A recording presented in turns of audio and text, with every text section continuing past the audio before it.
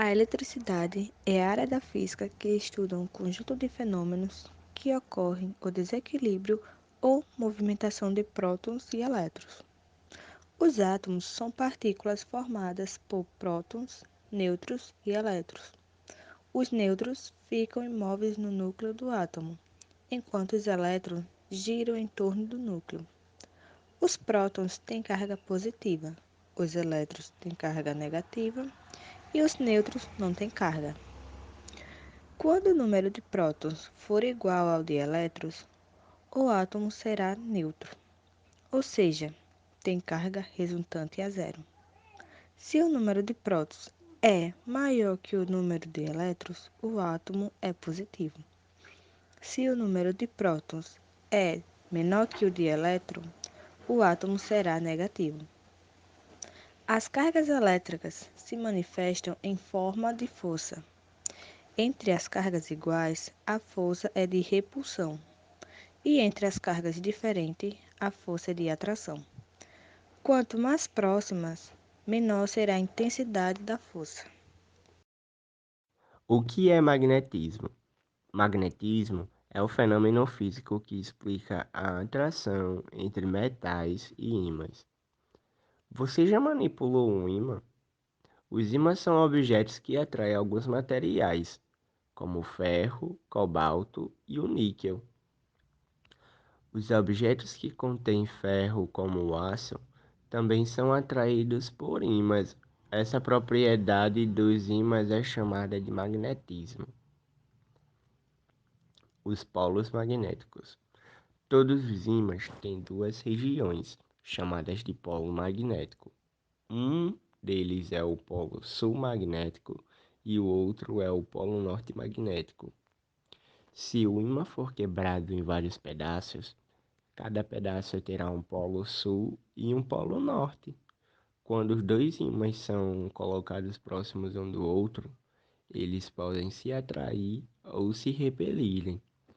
A atração acontece quando aproximamos dois polos diferentes, mas quando a gente aproxima dois polos iguais, ocorre a repulsão entre eles.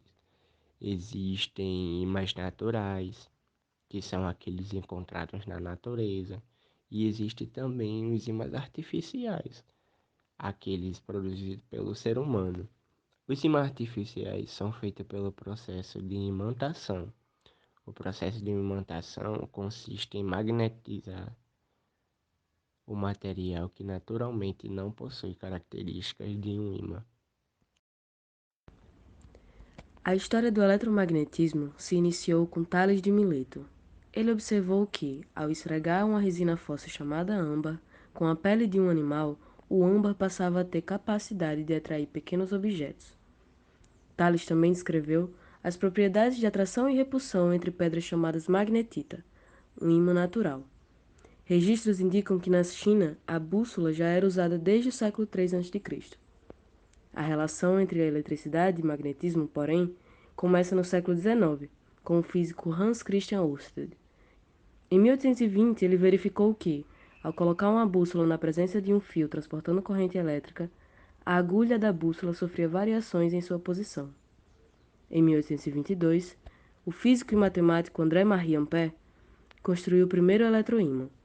Após seus estudos sobre os efeitos das correntes elétricas em fios, Ampère observou que as correntes elétricas passando por fios paralelos com o mesmo sentido se repeliam, e quando os sentidos das correntes elétricas eram opostos, os fios se atraíam.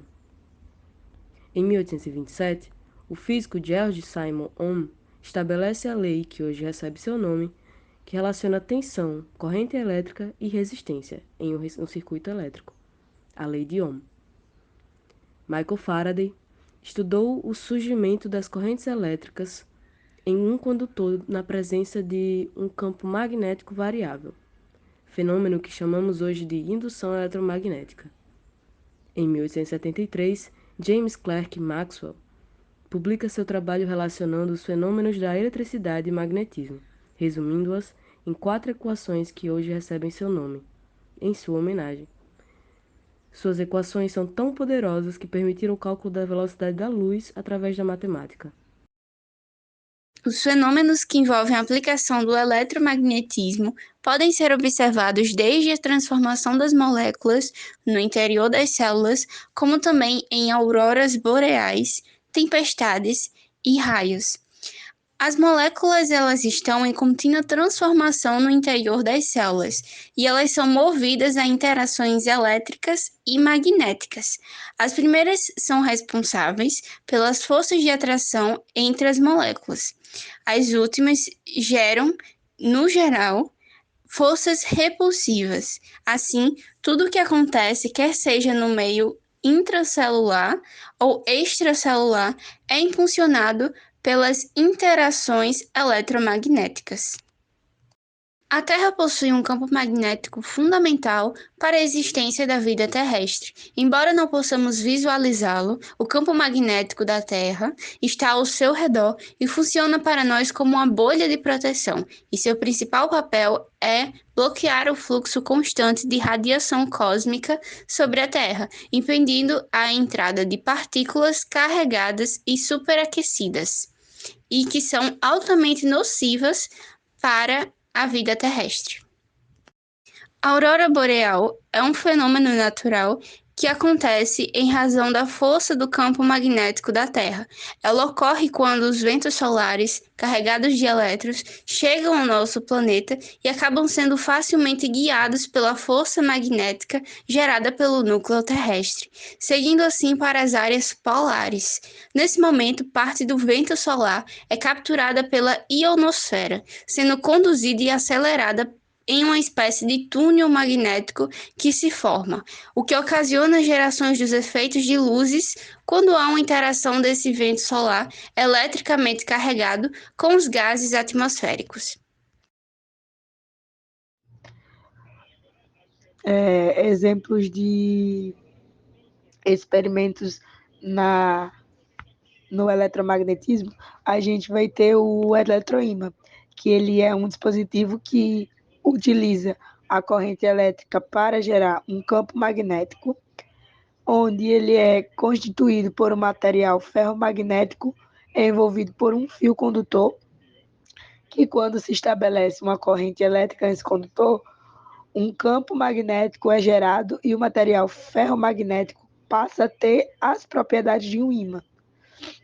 O eletroímã ele pode ser construído com materiais de baixíssimo custo, como um prego de 10 centímetros, 1 metro de fio cobre desencapado, fita adesiva, clipe e taxinha.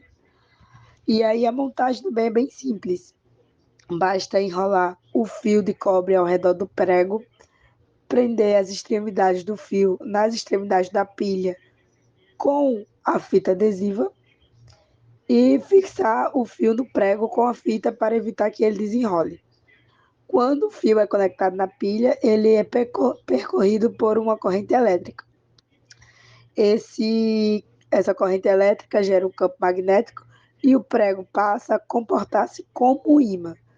Para explorar o experimento, a gente pode colocar uma pilha de voltagem maior para demonstrar como a eficiência do ímã aumenta com o aumento da corrente.